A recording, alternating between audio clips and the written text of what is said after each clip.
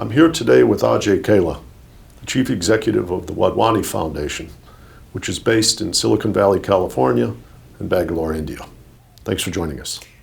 Thank you for having me. It's my pleasure. Your foundation is doing outstanding work. You've described to me 5 ways in which you're influencing employment, growth, entrepreneurship, helping the disabled, helping people with skill development. Let's go on tour and talk about all the things that you do. Yeah. I should say I'm proud of all 5 of them. Let me break them up. 2 of the 5 initiatives, 2 drive job creation, 2 drive skill development. And the fact that we are trying to have impact at a national level, we know national level impact cannot happen without policy changes as well. So our 5th initiative is really targeting database, research-based policy, white papers that may lead to some policy action. So let me talk about our oldest initiative. It triggered about 10 years ago when we looked at the data. India was adding 1 million people a month to the workforce. And that phenomena was going to continue for the next 20, 30 years. So just in the last 10 years, they've added 250 million people. Another 250 million people will get added in the next 10 years. So all of them would need jobs. So our first initiative really was focused around how do you drive job creation in the country. When we looked, so this is sort of on the supply side. When we looked at the demand side of the equation, almost every single day you will find there are 10,000 problems in India screaming for a better solution. So the demand existed. There were this masses of people that would need the job. What was missing is an entrepreneurial mindset, a culture in the country. Only family-owned businesses ventured into creating new companies, and those are few and far between. You cannot continue to rely on the Tatas and the Birlas and the Ambanis. The culture of the country has been fairly risk-averse. Parents always dissuaded their children from taking on any risky proposition. So if you graduated from a top school in India, the drive was go and find the best stable job. So we knew that potentially this was either a demographic dividend for the country, or it could be a demographic disaster if masses of these people would not get jobs. So we ventured on a mission to create entrepreneurs at scale. And we wanted high potential entrepreneurs, those that could create meaningful companies with meaningful jobs that would result in family earning wages or even beyond that. So we targeted college students. The idea was to take the best and brightest out of these college students and see if we could educate and inspire them to become entrepreneurs. When we started this, we started with the 5 leading institutes in the country, IIT Bombay, IIM Ahmedabad, and us. So they were our founding partners. But today, if you look forward 10 years from now, today we have 500 institutes in the country that are educating about 500,000 students each year on entrepreneurship. A subset of these 500, 500,000 students show a deeper interest. Typically, 20% show a deeper interest in entrepreneurship. So we handhold them through a second level of training. And then the way we measure our success in this program is look on graduation, how many of our students are starting companies. Right now we are on track where every year through the 500 institutes that we worked with, the 3,000 faculty that we have trained, on an average, about 1,000 companies a year are getting created by our entrepreneurs. The next thing we said we need to look at is how many jobs are we creating through these companies, and are these jobs meaningful jobs? So we have done the first part of that analysis, and on an average today, each of these companies is generating about 10 jobs a year. We are now in the process of looking at what's the average revenue per employee in this in these companies. So you get some flavor of the level of job that is getting created. So that's kind of. And what kind of things do you teach these entrepreneurs? What are the skills that you impart in these stages of training that seem to be essential? Right. So first is there's a huge debate whether entrepreneurship is nurture or nature, and we believe that there is nurturing can lead to entrepreneurship. In India, if we looked at it, the risk-averse mindset of the parents, and it's a very strong parent-oriented culture. Children are young youth are very strongly influenced by what their parents say and want them to do. So the one part of the equation was also to educate the parents that yes, there may be risk, but the rewards are also there. So that's part of the education system. But among our students, it was all around, first of all, to make them aware that when you graduate, you don't necessarily need to find a job. You could create a company, you could create jobs, you can be your own boss. So that was, again, exposure around there is something such as entrepreneurship that leads to company creation, that leads to job, and you as a middle class citizen of the country can do that. Then there's the next step of really what courses. So how to evaluate business ideas, how to evaluate market, how do I write a business plan, and so on. And as you sort of graduate towards, we have courses around how do you raise your first either debt or equity fund, and how do you structure those deals. So those are examples of it. Let me add to the create part. So we are on track where we are creating 1,000 companies a year. Our entrepreneurs are thrown in an environment that is not very friendly towards entrepreneurship. The financial ecosystem is fairly weak. You're speaking of in India now. This is primarily in India, yes. The financial ecosystem is fairly weak. Policies are not generally supportive. So for instance, sometimes it takes 6 months just to register a company, depending on what domain you're starting a company. And we want to get to a stage where there is a single window and in 24 hours you can start a company. And then the third segment is our entrepreneurs are all student entrepreneurs that are graduating. So these are all first generation entrepreneurs that need a lot of hand holding and mentoring. So we are essentially building these three ecosystems. So while the last 10 years were focused on building capacity in institutes to create entrepreneurs. So we have 500 institutes. We have trained 3,200 faculty to train the entrepreneurs who are teaching entrepreneurship to 500,000 students.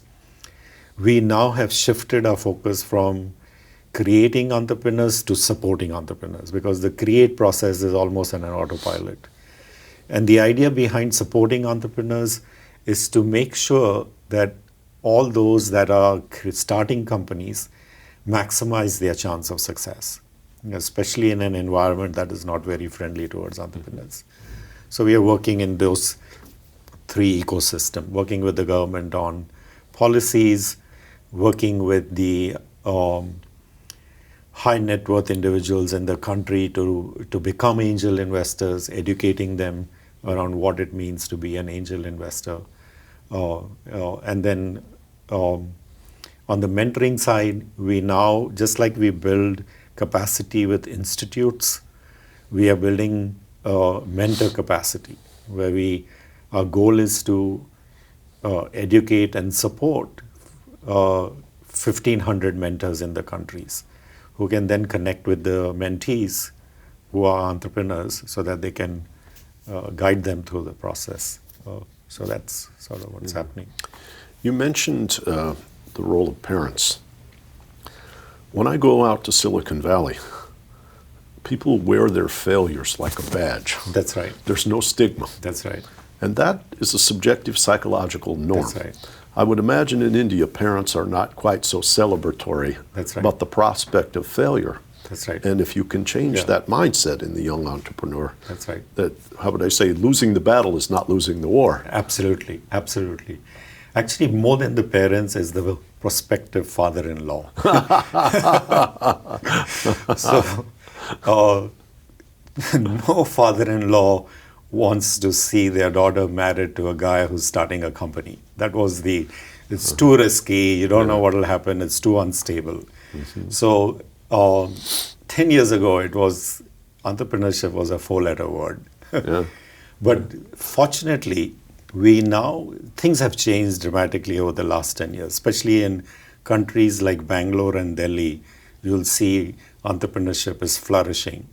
When I graduated from IIT, it's about almost 25 years ago, maybe 30 years ago. We seek the best multinational company job in the country. But today, the first choice among IIT graduates is to become entrepreneurs. In the last 3 years, we have seen some dramatic successes where startups that started 5-7 years ago have gotten multi-billion-dollar valuations. They are raising funds, 300-500 million. So we now have a few role models that has helped change the parent as well as the father-in-law mindset and culture in the country. That's interesting. How would I say, all the Bollywood actresses will be lining up at IIT looking for their prospective entrepreneur. I think it has become that, We have, in fact, a lot of these successful startups like Make My Trip as an example, Flipkart is another example of a very, have been done by these young 25, 30-year-old entrepreneurs, and they've become really successful. Also, the Silicon Valley structures are coming in where equity to the employees is a standard practice. So even the employees of startup are seeing an opportunity where they are making the big dollars. So it's not only entrepreneurs starting companies, but even those joining a startup has become attractive. And of course, it may be the Bollywood actors that are coming to find their wives who are the IIT feminine entrepreneurs too. Absolutely. That the world's, how you say, in the United States, we're seeing more and more there. And, Silicon Valley was not created overnight. It took a while. And so from an India perspective, it's in its first, I would say, 5 to 10 year journey. And things are moving a lot more rapidly. The interesting thing is we are seeing increasingly entrepreneurs not only addressing the Indian market, but they are going after the global market. So we are seeing opportunities where companies are creating products and services that is applicable at the global level. And that's what the country needs. And I know you have many scientists, engineers, and entrepreneurs in Northern California that are from India originally. Absolutely, yes, you're right. Today there is in Silicon Valley, 30% of the startups are started by Indians. Is that right? 30%. That's That's extraordinary. right. Yeah. And something would have, in India, they would not do it. But when they came to US and Europe, they were flourishing. So we needed to create that environment, that mindset, that ecosystem within the country so that they can also start to address the local problems. Yeah. You have 4 other initiatives. That's right. So let me touch upon each of them. I talked about 2 that are driving job creation. The first one was the Entrepreneurship Initiative. The second initiative that drives job creation is around innovation. Again, India is headed to be the top 5 economy of the world. But when it comes to innovation, it's nowhere close. Some data suggest it's ranked number 69. So on the other hand, again, if you look at a lot of innovation outside of India is also happening through some of the people behind them are Indians. So we wanted to see what would it take to create world-class innovation in India. What was required in there. So we are working through right now, I would say, an experiment. What we felt we need to do is sort of create a role model on innovation. Can we create either an institute that's generating Nobel laureates, that's generating game-changing research leading to commercialization, leading to large-scale job creation. And we want to try that across various sectors. But the first sector that we have picked is biosciences and biotechnology. Again, there's a very large population in the country itself, 1.2 billion people. There are healthcare issues of this population that is not necessarily addressed by US and European scientists. So we felt this would be an important area. The way we are going about doing this is we have identified niche sort of high impact research areas and created two institutes, one at IIT Bombay and the other one at the National Center for Biosciences. In each of these, we want to create an environment which is world-class, both in terms of the facilities is world-class compared to anything that you see around the world, and equip it with the state-of-the-art equipment. So this is like laboratories. So create labs. So there are two, actually, these 2 buildings have been created. These are, each of them are about 40,000 square feet. Multiple scientists and principal investigators are working in it. But we want to take some very specific, narrow problem and go deep. So for instance, at the National Center for Biosciences in Bangalore, we are focusing on stem cell research for cardiac and neural diseases. We were able to recruit some leading faculty from around the world, one from Stanford, one from University of Kyoto, to come and spend significant time with our researchers. So if you look at the facility is top-notch, state-of-the-art equipment, get the expertise from around the world to then integrate with the local expertise so that there is sort of knowledge transfer and culture transfer happening. So that's an experiment. The results are not going to come in 3 years or 5 years. So this is our 10, 15-year journey. Long gestation period. Yeah. So that is one area on innovation. The second area on innovation that we are pursuing right now is a customized small business innovation research program. This is a very successful program that has been running in US for a couple of decades, and a lot of other countries have adopted it and have become fairly successful. In fact, in US today there is close to a $2 billion annual fund that is allocated to small businesses based on competitive bidding on ideas, and has resulted in very significant company generation. So we have built an equivalent program, customized it for India. We presented it to the Department of Science and Technology and Department of Biotechnology in India. And now we are at the MOU stage. And the idea is, can we create to start with, maybe $300 to $500 million fund that will be used for competitive selection of small businesses where they drive innovation that will lead to job creation. So those are the two programs on innovation.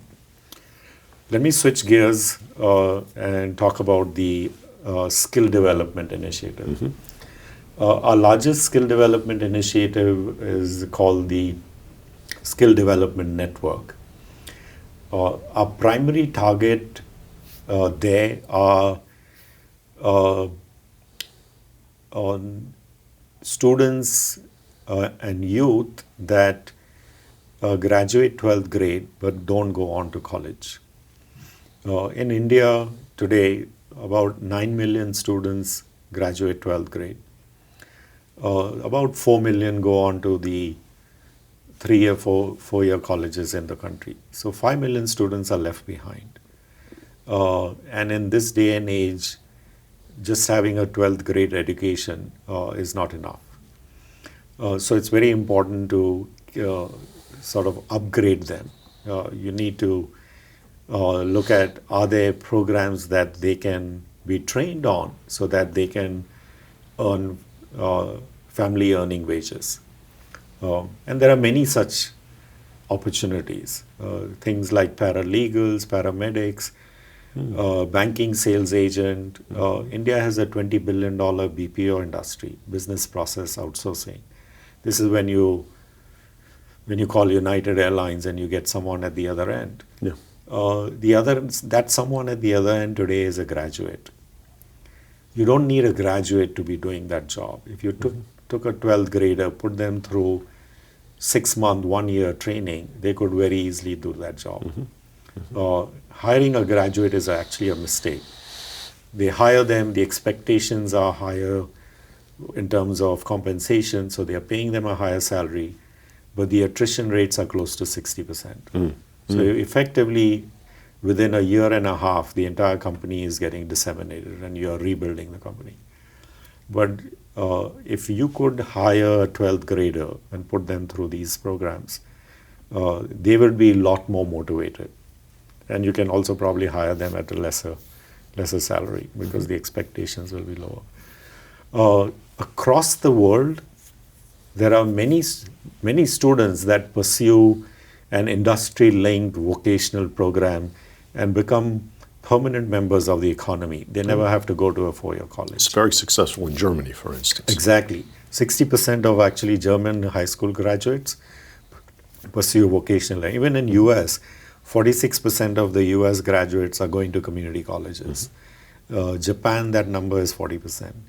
And India has these things called ITI and polytechnics, where 5% of the population goes there. But it's not very closely linked with the needs of the industry. It's fairly dated. So for instance, in manufacturing, it's still operating lathes, whereas most of manufacturing has moved to CNC machining.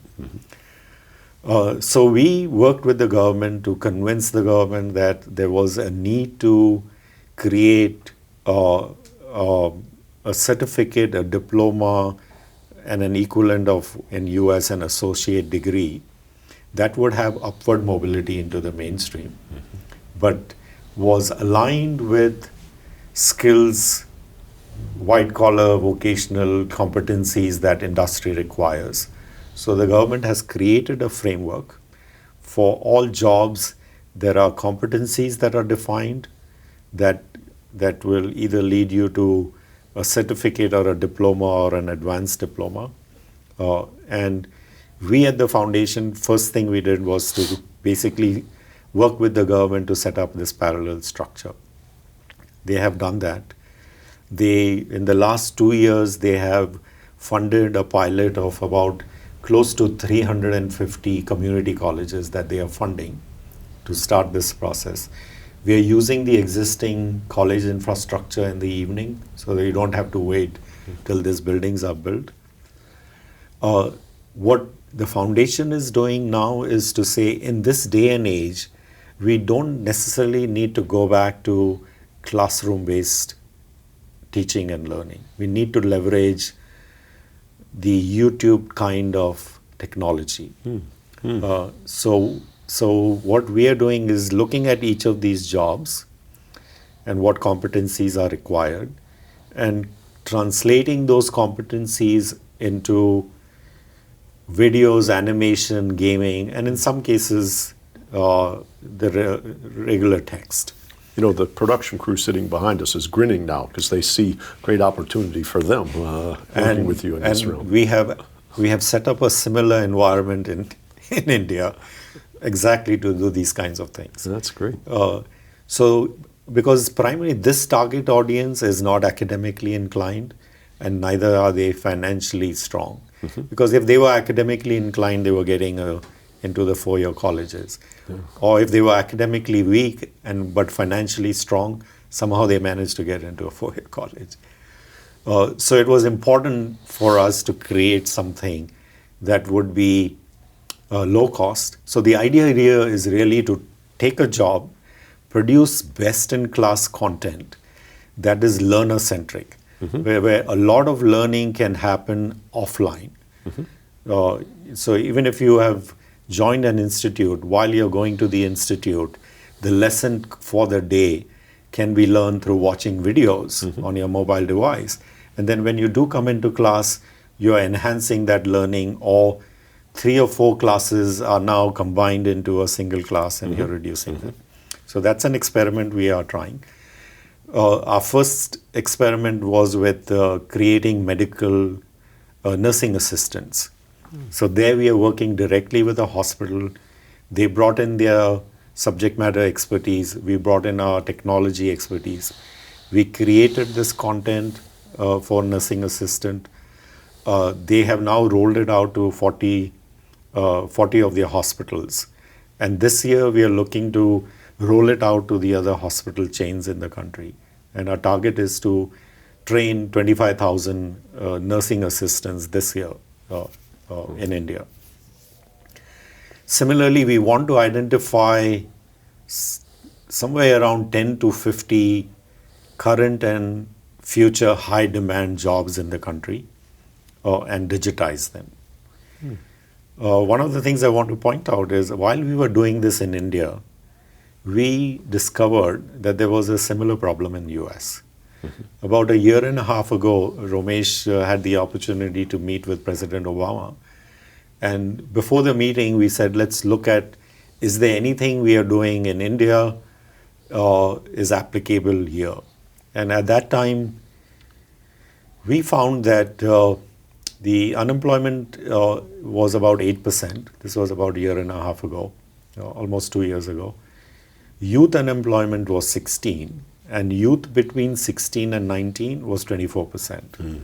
On the other hand, there were 4 million open jobs in the country, and 60% of employers were complaining they are not finding the talent to fill those jobs. So it's a very real problem. The US had the community college system that could primarily address this problem. But along the way, the US community college system has diluted its mission from being a white-collar vocational trainer to being a stepping stone to a 4-year college program. And that is actually not being very successful. There's somewhere close to just low 10% graduation rate in community colleges. On the other hand, when we looked around the community college system in US, we found that where they had workforce programs, so these are almost all community colleges have workforce programs where they work with the local industry, identify their needs, and are training students to supply for that need. There was enormous success, both in terms of completion rates as well as in terms of the students graduating and getting high-paying jobs. In fact, I just came from Bureau of Manhattan Community College. They are working with SCIU for providing nursing assistance. So SCIU works with all the hospital chains in the city Yes. as well as in the state. They define the requirements, and then Bureau of Manhattan Community College had set a program for training these nursing assistants. They are now working with us to transform that program into a learner-centric program that will dramatically reduce the time that takes to learning.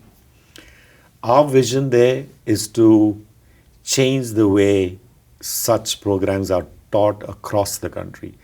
If you have built one program that works, that is best in class, that is proven, employers are hiring graduates from this program, why not put that in the cloud, and the other 1,000 colleges, rather than recreating, use that? More importantly, the reason why academia and industry are so disconnected today in terms of what academia is producing and what industry wants, because industry is moving a lot more fast than academia can catch up. The textbook-based model of teaching and imparting knowledge is dead. But if you have something that's sitting on the cloud that everybody is using, that can be updated on demand and is disseminated instantaneously. Another example that we are working on is at Anne Arundel Community College on a cybersecurity program.